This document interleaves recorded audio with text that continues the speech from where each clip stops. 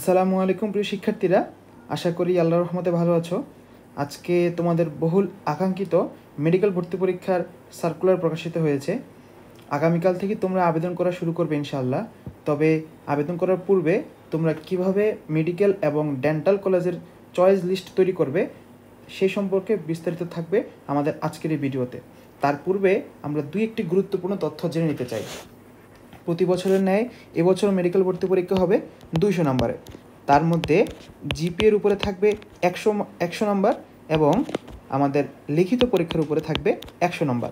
লিখিত পরীক্ষা মানে তোমরা অনেকে কনফিউজড হয়ে যাও, এটা কি আসলে রিটেন নাকি এমসিকিউ। আমাদের লিখিত পরীক্ষা মানে হচ্ছে এমসিকিউ পরীক্ষা হবে। জিপিএতে 100 নম্বরের মধ্যে এসএসসিতে থাকবে 40 এবং এইচএসসিতে 60। বিগত বছরে এসএসসি এবং এইচএসসি উভয়ের জিপিএকে গুণ করা হয়েছিল 5 দিয়ে, তবে এবছরে এসএসসির জিপিএকে গুণ করা হবে 8 দিয়ে এবং এইচএসসি 12। যদি তোমাদের কারো এসএসসি এবং এইচএসসি উভয়টাতেই 10 থাকে, মানে 10 পয়েন্ট যদি থাকে, তাহলে তোমরা 100 নম্বর অটোমেটিক্যালি পেয়ে যাবে। এবার আসি আমাদের লিখিত পরীক্ষায়।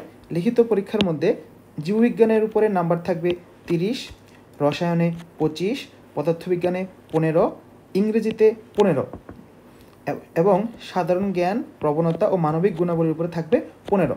তোমাদের কাছে অনেকেরই মনে হতে পারে যে সাধারণ জ্ঞান কি বাংলাদেশ প্লাস ইন্টারন্যাশনাল কিনা। হ্যাঁ, এবছরে বাংলাদেশ এবং ইন্টারন্যাশনাল দুইটাই একসাথে থাকবে সাধারণ জ্ঞানের মধ্যে।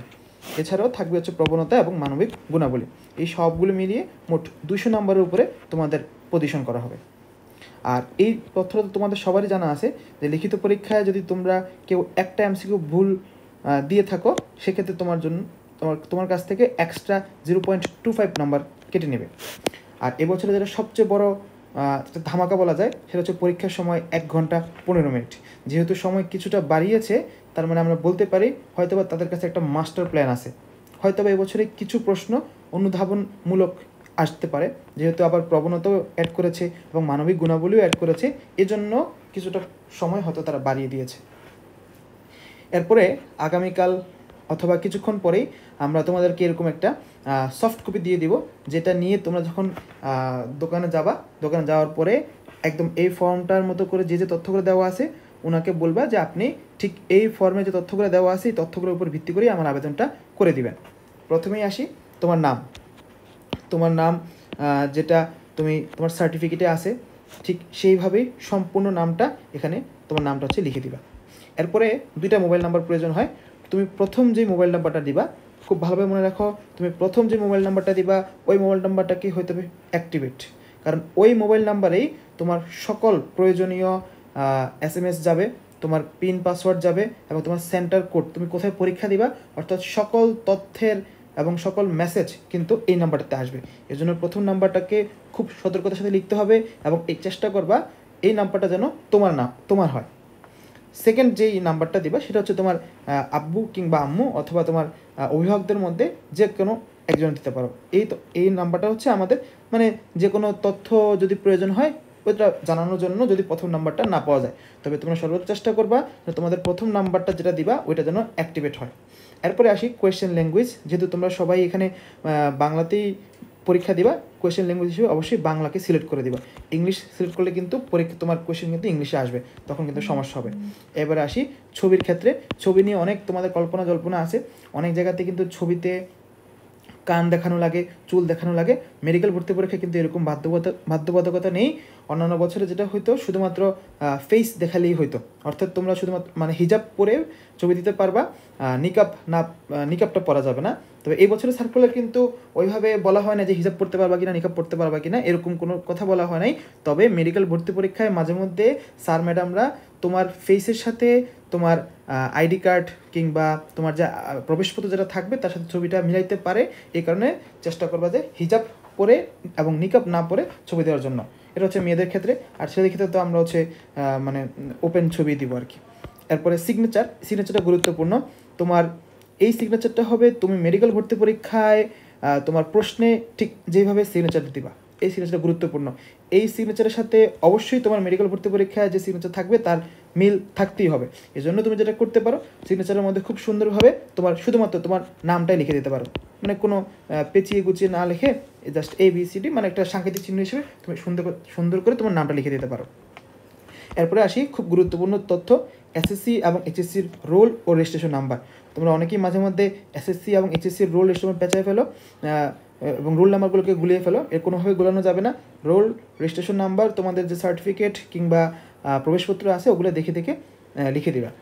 বোর্ডের ক্ষেত্রে সবাই হয়তো বা কুমিল্লা বোর্ডের স্টুডেন্ট, পাসিং ইয়ার তোমরা যেই সালে পাস করেছো, কেউ হয়তো বা HSC 2024 পাস করেছো, কেউ 2025, ওইটা হচ্ছে এখানে লিখে দিবা। এরপরে আসি কোটার ক্ষেত্রে। এবছরে আমাদের কোনো প্রকার মুক্তিযোদ্ধা কোটা নেই, একটা মুক্তিযোদ্ধা কোটাও এবছরে নেই। এবছরে কিছু উপজাতি কোটা আছে, তবে সেটা মাত্র 1%। এটা হচ্ছে উপজাতিদের জন্য অ্যাপ্লাই হবে। এখানে মনে হয় না তেমন কোনো উপজাতি স্টুডেন্ট আছে, তো তোমাদের কোটা নিয়ে তেমন কোনো চিন্তা করার প্রয়োজন নাই। এরপরে আসি অ্যাড্রেসের ক্ষেত্রে। প্রেজেন্ট অ্যাড্রেস তুমি এখন যে জায়গাতে আছো ওটা লিখে দিবা সার্টিফিকেট অনুযায়ী, ভিলেজ, এরিয়া, উপজেলা, ডিস্ট্রিক্ট এগুলো লিখে দিবা। পোস্ট কোড যেটা আছে এটা একটু গুগলে সার্চ করে দেখে নিবা, তুমি যে জায়গাতে আছো মানে তোমার ভিলেজটা যে জায়গাতে যে এরিয়াতে আছে তার পোস্ট কোড কত, এগুলো গুগলে সার্চ করলেই পাবা। পার্মানেন্ট অ্যাড্রেস তোমাদের যাদের বাসা কুমিল্লাতে কিংবা বাড়ি কুমিল্লাতে তারা হচ্ছে যে প্রেজেন্ট এবং পার্মানেন্ট অ্যাড্রেস একই রেখে দিবা, তাহলে আর কোনো সমস্যা হবে না। তাদের একটু দূরে তারা হয়তো বা চেঞ্জ করতে পারো। এবার আসি অ্যাপ্লিকেশন টাইপ। এটা এই বছর নতুন করে অ্যাড করা হলো যে তোমরা কেউ চাইলে MBBS BDS একসাথে দিতে পারো, কেউ শুধুমাত্র MBBS, কেউ শুধুমাত্র BDS। তবে সেক্ষেত্রে আমাদের পরামর্শ থাকবে তোমরা সবাই বোথ MBBS এবং BDS-এ অ্যাপ্লাই করবা। যদি কেউ শুধুমাত্র MBBS-এ অ্যাপ্লাই করে থাকো তাহলে শুধু পরীক্ষার পরে রেজাল্টের পরে সে কিন্তু শুধুমাত্র মেডিকেল কলেজগুলোতেই ভর্তি হতে পারবা, কোনো প্রকার ডেন্টাল কলেজে ভর্তি হতে পারবা না। তাহলে আমাদের পরামর্শ তোমাদের প্রতি অ্যাপ্লিকেশন টাইপে এসে তোমরা বোথ MBBS প্লাস BDS এটা হচ্ছে সিলেক্ট করে দিবা। এবার আসি সবচেয়ে গুরুত্বপূর্ণ যেটা, সেটা হচ্ছে আমাদের মেডিকেল এবং ডেন্টাল চয়েস লিস্ট। আমরা কিভাবে দিব মেডিকেল এবং ডেন্টালের সেই চয়েস লিস্টটা? প্রথমেই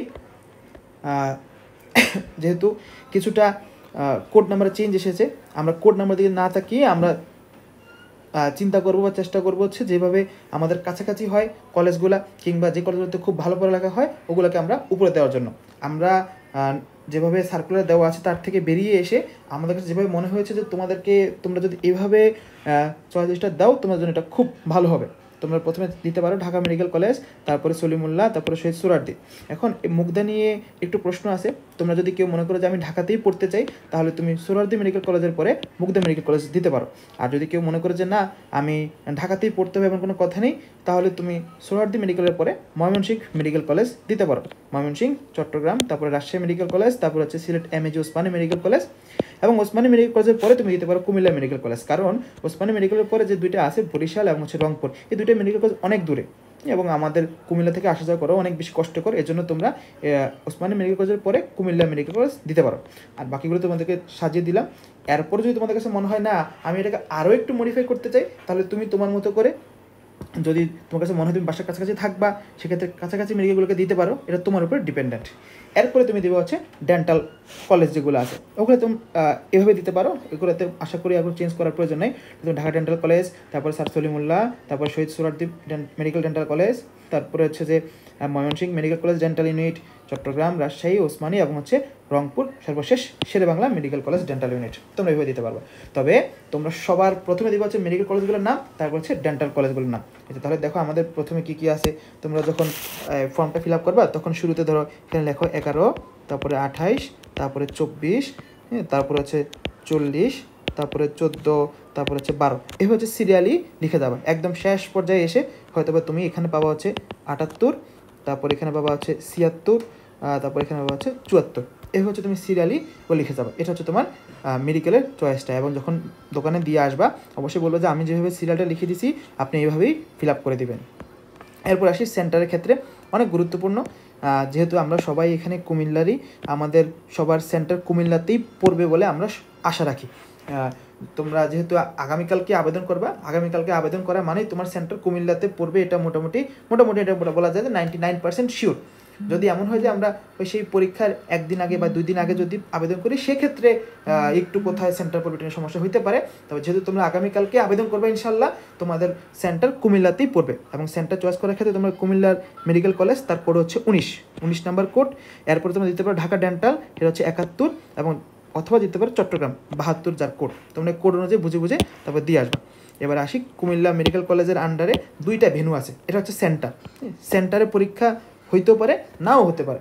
তবে কুমিল্লা মেডিকেল কলেজের আন্ডারে 2টা ভেন্যু আছে, একটা হচ্ছে কুমিল্লা মেডিকেল কলেজ, আর একটা হচ্ছে কুমিল্লা আমাদের ভিক্টোরিয়া কলেজ যেটা আছে। 2টা জায়গাতে পরীক্ষা হয়। এখন এটা তোমার অ্যাপ্লিকেশনের উপর ডিপেন্ড করবে তোমার মানে ভেন্যুটা কোথায় হবে। তবে যখন প্রবেশপত্র দিবে তখন আমরা তোমাদেরকে বলে দিব আরও বিস্তারিত কোনটা সেন্টার, কোনটা ভেন্যু, কখন তুমি কীভাবে পরীক্ষা দিতে যাবা। এটা হচ্ছে আমাদের চয়েস লিস্টের ক্ষেত্রে।